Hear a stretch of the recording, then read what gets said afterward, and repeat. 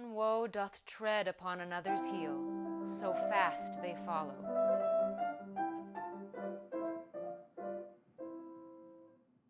Hello and welcome back to Meet Mozart. I'm Angie, that's Mozart, and today we are continuing our exploration of the character of Ophelia from Shakespeare's Hamlet.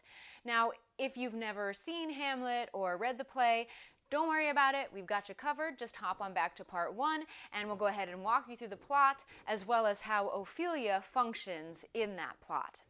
And in case you missed it, be sure to check out part 2, where we actually looked at some of the original sources for the songs that Ophelia sings in her madness and discuss how a Shakespearean audience might have perceived them. We also got to hear Elizabeth McConkey's Ophelia song. But for today's video, we're going to be focusing on Gertrude, particularly how she relates to Saint-Saens' La Mort d'Ophélie. Gertrude is a character that is surrounded in just as much intrigue as Ophelia, and she has even fewer lines. She's also the only person to give an account of Ophelia's death.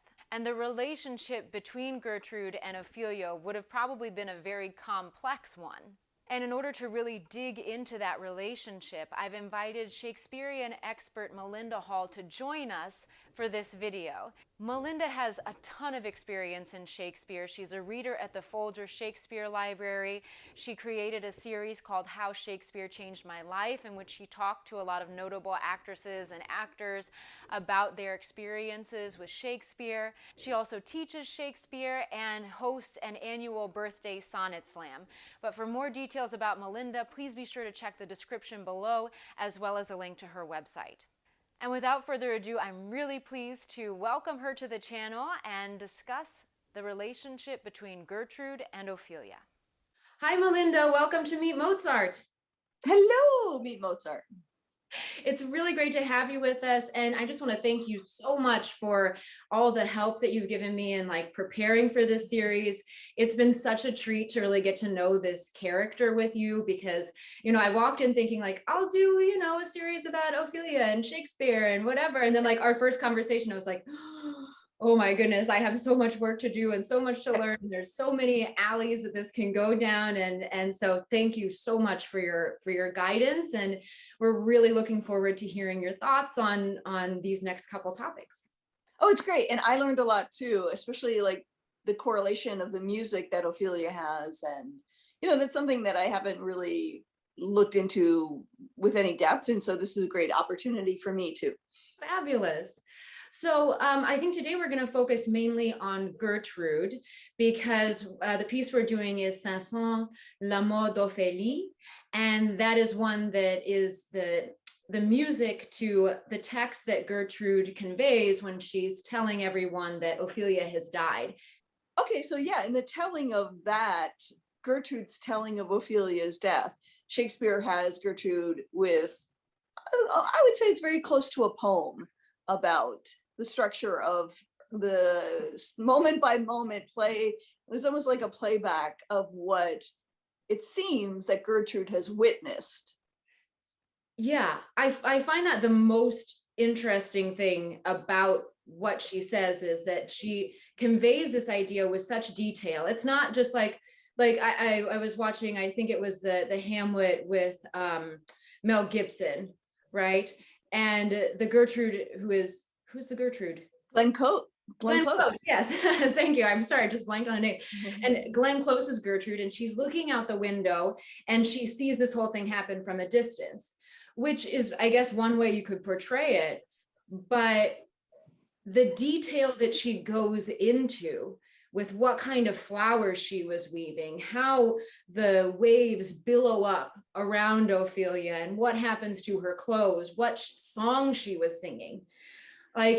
You have to have been either close enough yourself or someone very close has to have told you secondhand. And that's what we don't get from the play. We don't see that clearly. Right. But, the dark side of me is why, if Gertrude was there, how would she just sit there and just take notes? Oh, look at her drowning. Oh, and her clothes, so pretty. And, she just allowed it to happen. Right. Whatever that bystander complex is, right? You don't take action.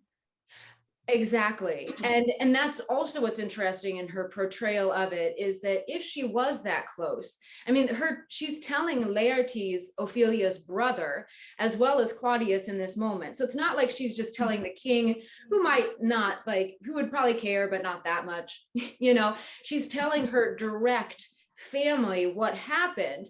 And wouldn't the first thought, if you were that close, be to in some way, like, put the blame off of yourself? Exactly, deflect. Tell the I story. tried to reach her, but I couldn't. Yeah. Yeah. But also, they don't question it. Yeah. They No. don't say, wait, were you able to send help? Or, yeah, no, they don't question it. Right, right. It's just like Laertes is upset and then he leaves.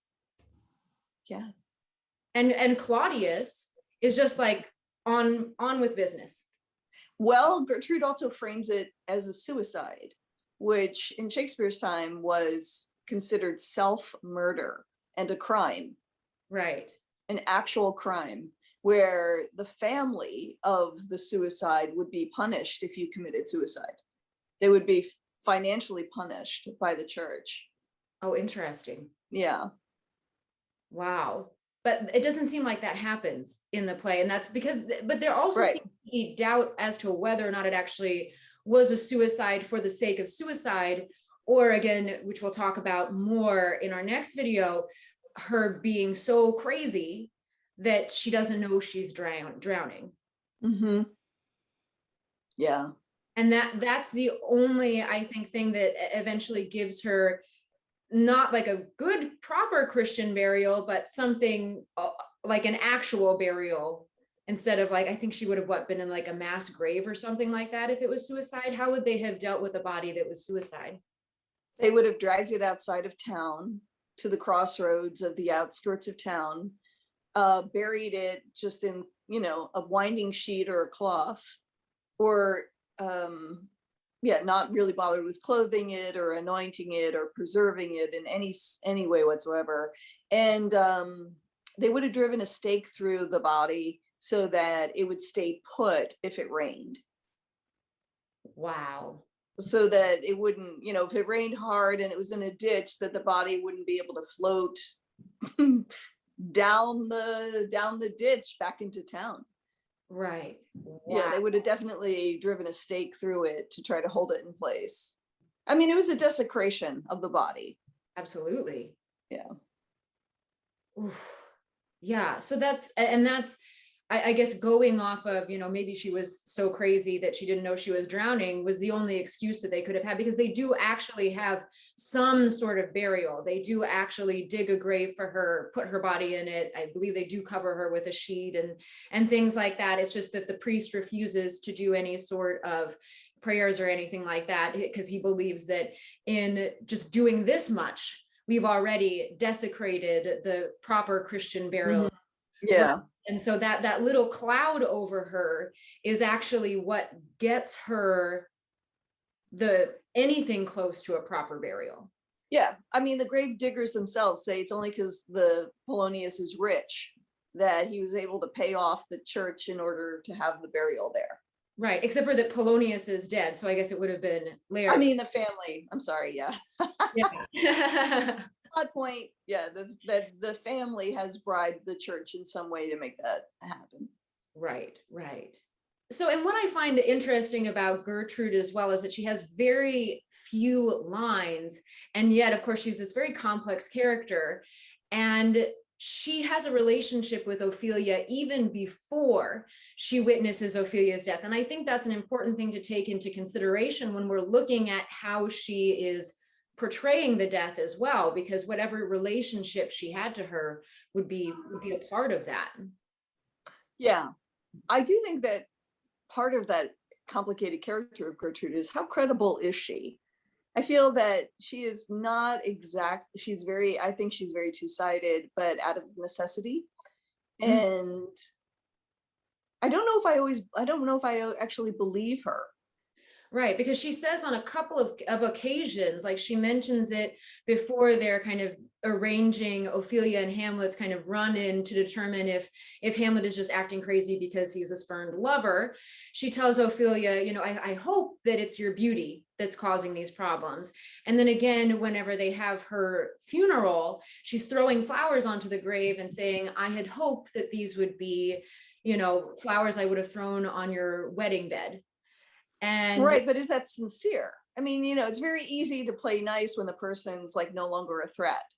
Did Ophelia actually pose some sort of a threat in the relationship of the future of Denmark? Because she is not a royal, and if Hamlet and Ophelia have a relationship or a sexual relationship, would that jeopardize the future of Denmark, meaning the match that Hamlet would potentially have with some other country, you know, that would be more appropriate and ensure peace? You know, would they, is there a princess of Norway that's in the running so that there would be peace there?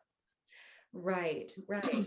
And it's also interesting that of the three characters that express any opinion about their relationship, Polonius, her father, and Laertes, her brother, are the two that are like, cut it out. Whatever you're doing with him, don't take it seriously. Don't get invested in this. And Polonius even says, like, break it off, end it, because it's not going to lead to anything good. He cannot marry you. He's of a royal birth. You know, it's not going to happen. And they're very adamant about her ending the relationship. And then Gertrude is, the few times that she talks about it, is always very like, oh, Ophelia, you know, it's very interesting that no one is thinking about it. But those are I don't know if that she, like, again, like that mother relationship to Hamlet, is it because she still wants some control over Hamlet as a young man? You know, because Hamlet is very young. I think that a lot of people play him older, but the truth is he would have finished his primary education as a boy by the age of, say, 12, 13. And definitely if he goes to Wittenberg, he would have been like a teenager, and he would have been finished by 16, 17. So it's not like today where you go to college when you're 18 and you finish when you're 21, 22. He's still a teenager. Right, right. You know, we like, there's always 40-year-old men who want to play Hamlet. Oh, I know. And it really, like, I was watching, what one was that? The one with Kate Winslet and Kenneth Branagh. Yeah. I was watching that one, and the scene in the beginning where Gertrude and Claudius are telling Hamlet, like, this is unmanly of you to feel this kind of grief. I mean, to say that to a 40-year-old man seems extremely patronizing and really out of place. But if you can imagine him being a teenager, then all of a sudden they're trying to, like, you see it from a different light. It's still weird, but at the same time, you see them trying to be like, you need to grow up now. You need to become a man and do these things. It's weird to say it when someone's already clearly see, the whole play makes way more sense if Hamlet's actually age appropriate in any casting, because then the relationship with the mother, Hamlet's dissatisfaction with Gertrude's decisions, Hamlet's feeling violated by Ophelia lying to him, you know, those are real reactions as a teenager that are valid, that older people try to minimize. So I think there's a lot of old models of Hamlet that basically have, like, been, I don't know, perpetuated, that I'd like to see go away.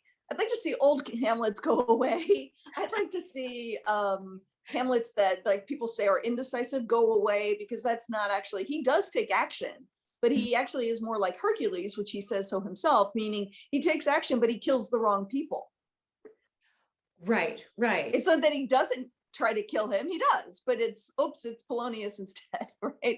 Like, well, and moments when he's being indecisive, I mean, I think you can't just call it wishy-washy, because you have to be, if you're planning to take out a king, you can't mess that up.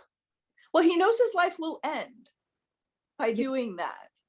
And so that even makes him more in touch with his relationship with Ophelia versus Gertrude. I think he's shifting from his loyalty to his mother, who now he cannot trust. to loyalty of Ophelia, who he wants to trust. And then when she betrays him, then he cannot trust any woman. Right. And then even when he tries to trust Gertrude, whenever he, tells her, Claudius has murdered my father and all of this stuff.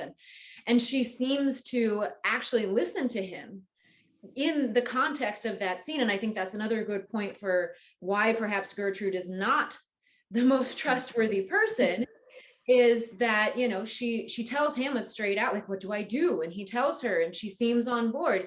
And then the second he's out of the room with Polonius, she runs to Claudius and tells them, Polonius just got murdered. It was Hamlet, and he's seeing things. He's nuts. Right. Because the things is, the ghost of the king. Okay, back to one other point about perception and character. When we read these plays or read these lyrics or like listen to this music, we have this kind of gullibility. We are so gullible. We believe what people say. We believe what the character says. But you know what? Characters lie. And characters distort the truth to suit themselves, just like we do. And the fact that Hamlet always like trash talks Polonius is definitely a 17-year-old trash talking an older man. Right. I don't think Polonius is a doddering idiot. I think he's like completely protective and wants Hamlet to stay away from his kid. Right. But if you just hear Hamlet's point of view about Polonius, he's a doddering idiot. And I think it's always a mistake when Polonius is portrayed like that. And why Gertrude is so slippery is because I think she also makes up stuff. Yeah, well, that's what I'm kind of wondering, because I feel like you mentioned, like these characters lie, just like we lie. And you can certainly, in the context of seeing Gertrude and Hamlet and their relationship, why lying to him to say, I'll help you, might behoove her in the moment because he's just murdered someone. And so he's quite dangerous, and why she might then go to Claudius and say he's crazy, because she can't put herself against either of those men. Exactly. But I'm curious to know what would be her motivation for lying to Ophelia. If Ophelia knows that the chances of her getting to actually be with Hamlet are pretty slim, what good does it do for Gertrude to say, I hope that it's the reason for your madness? Or why would she want to say, I'm throwing flowers at your grave that I wish would have been for your wedding bed?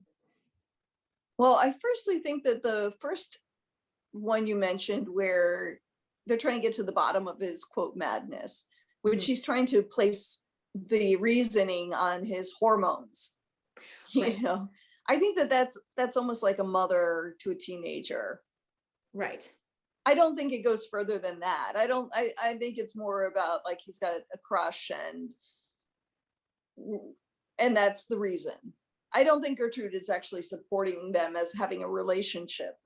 Okay. I think it's just saying he's acting this way because he's a teenager, and but would she have a plan to get him away from Ophelia after that? I don't know. I mean, she's so deep in her own problems at the moment. Mm-hmm. It's interesting. She does walk a line of, is she actually culpable for her actions? Or is she also part of what fortune is rolling over her? Was there consequences if she didn't get with Claudius that would have been disastrous for her? If Claudius just goes ahead and murders the king and that doesn't choose Gertrude, what happens to Gertrude? Chances are she could also be murdered, right? Right. So yeah. She does walk this line. She walks the line between, I'm not sure if she thinks it's something that she can have agency on or not. Mm-hmm. She can certainly show her displeasure, but whether anyone will listen to her, that's a whole nother, I don't know. Right. And if she was married to a warrior king, there would be an amount of subserviency that was expected of her at that time too. Mm-hmm. She doesn't have rights on her own. Right. Many queens were banished after their husbands died or exiled or murdered. So I don't know. But there's nothing in here that says Gertrude's from a different country that makes her very valuable. to bridge peace between, say, Denmark and Norway, or Denmark and Spain, or something like that. Like, we have no backstory on Gertrude's Right. clout, which is interesting. Like, she has to be there for some reason. Yeah. Yeah. Because those royal marriages were not made of love. They were definitely made of political arrangements in order to prevent a country from being slaughtered by another country, or the land being taken over. Right. Right. Yeah, so we don't know much about her. I mean, we don't know much about her the whole play. We don't know if she had a hand in killing King Hamlet, or I don't think she does. yeah, I doubt it too, but it's always a plausible thing that even if she didn't do it, she might have known about it or something like that. Like, you know, or how close she was to Claudius before her husband's death, you know. There's a lot of questions about her in the first place, and where her allegiance lies from the very beginning. And so, yeah, so that just continues straight on through all of her relationships, and then of course including this one with Ophelia. Okay, so from Act 4, Scene 7, we have Laertes and the king together. And the king is trying to explain to Laertes that it wasn't him that killed Polonius. Right. Right. And they're actually working out their plan of, you know, the multi-tiered poison plan, as I like to call it. Oh, yeah. We can kill him like this, we can kill him like that. And then the queen comes in, and her first line is, "One woe doth tread upon another's heel, so fast they follow. Your sister's drowned, Laertes." Just point blank, she's drowned. And then Laertes responds, "Drowned, oh, where?" And the queen says, "There is a willow grows askant the brook, that shows his hoary leaves in the glassy stream. Therewith fantastic garlands did she make of crowflowers, nettles, daisies, and long purples, that liberal shepherds give a grosser name. But our cold maids do dead men's fingers call them. There on the pendant boughs, her cronut weeds, clamoring to hang, an envious sliver broke, when down her weedy trophies and herself fell in the weeping brook. Her clothes spread wide, and mermaid-like awhile they bore her up, which time she chanted snatches of old lauds, as one incapable of her own distress, or like a creature native and endued to that element. But long it could not be till that her garments, heavy with their drink, pulled the poor wretch from her melodious lay to muddy death." And then Laertes says, "Alas, then she is drowned." And the queen says, "Drowned, drowned." So there's a lot of imagery in there. And there's a lot of what the queen is reporting that has some, you know, double entendres. You know, there's that the liberal shepherds give a grosser name to those long purple flowers. I was reading in that website about the flowers, is they were likened to testicles. Right. Which I think is a very telling thing, that this flower could have a name like that, and then also dead man's fingers, that these are the flowers that she's working. Right. Okay, so there's so many layers in here. There's about the flowers, and in the previous time we see Ophelia, the last time we see Ophelia, she's handing out some flowers, she's keeping some flowers to herself. And now Gertrude is describing her as garlands of flowers, and what they mean and what they look like, and how much image this is of a poem. It's almost a poem. And then she's saying that Ophelia was singing to herself while she was drowning. Mm-hmm. So there's all of these layers of sensory elements going on here. There's the water, there's the flowers, there's the singing snatches of old lauds. Lauds, L-A-U-D, were hymns of praise. Mm-hmm. So they would be very traditional. People would have known them. Right. And it's ironic because, again, killing yourself was against God.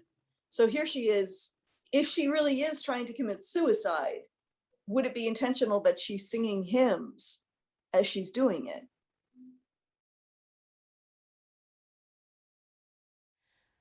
Camille Saint-Saens' La Mort d'Ophélie is a really beautiful and fascinating piece of music. First of all, the text is a poetic translation by Ernest Legouvé of the actual account of Ophelia's death from Shakespeare. There are a few differences in terms of the flowers that they talk about, etc., but mainly that's just to suit the poetic form. From the very beginning of the composition, Saint-Saens is creating the atmosphere of the water. We get a figure that is constantly moving through the piano part. And what's interesting about that particular figure is that in music, when we have a beat, we usually break that beat down. And the most popular ways to break it down is to break it down in two. So 1, 2, 1, 2, 1, 2. Or 3, 1, 2, 3, 1, 2, 3, 1, 2, 3, which is more of a dance type of breakdown that you might see in something like a waltz. Or we break it down into 4. 1, 2, 3, 4, 1, 2, 3, 4, 1, 2, 3, 4, 1, 2, 3, 4.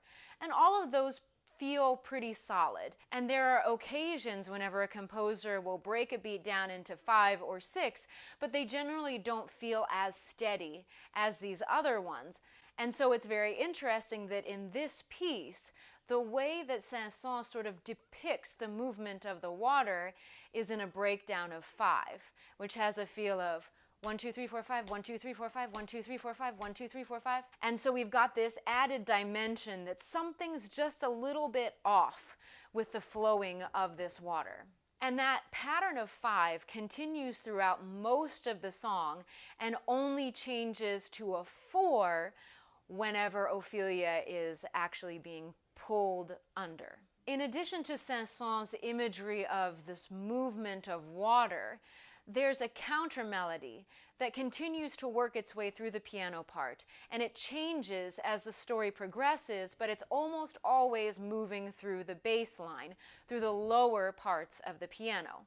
But what's interesting about Legouvé's translation is that he doesn't stop at the end of the Shakespeare. He's added on a bit at the end that goes a little bit more into the enchanting sounds of Ophelia's melodies. And the very interesting way that Saint-Saens approaches that is that all of a sudden this counter melody that's been working through the lower parts of the piano suddenly moves up into the highest parts and actually starts to echo the singer's melody. And so to me, what this makes me think of in performing it is that in some way Gertrude is haunted by the sounds of Ophelia's song as she's pulled under the waves. But of course, you'll have a listen and you'll decide for yourself what you think is going on, and we can't wait to hear about it. Please tell us in the comments. And once again, I'm going to introduce and thank the wonderful Jason Worth, who has brought so much beauty and nuance to this piece, and I'm really thrilled to have him join us as we share this piece with you.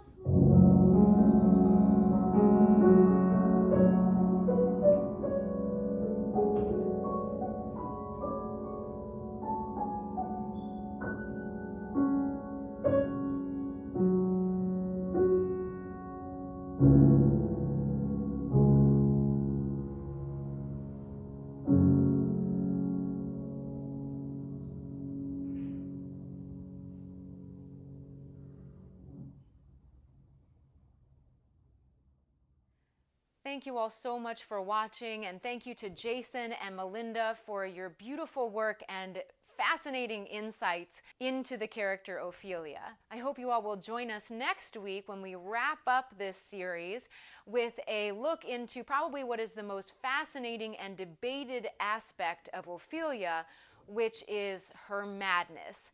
Is she really mad or not? So I hope you'll join us for that. Once again, Melinda is going to join us to give us her insights. And we're also going to dig into the music of Richard Strauss, who is pretty known for his ability to write mad scenes. And until then, please be sure to like, comment, subscribe, push all the fun buttons, including that notification bell, and we'll see you next week.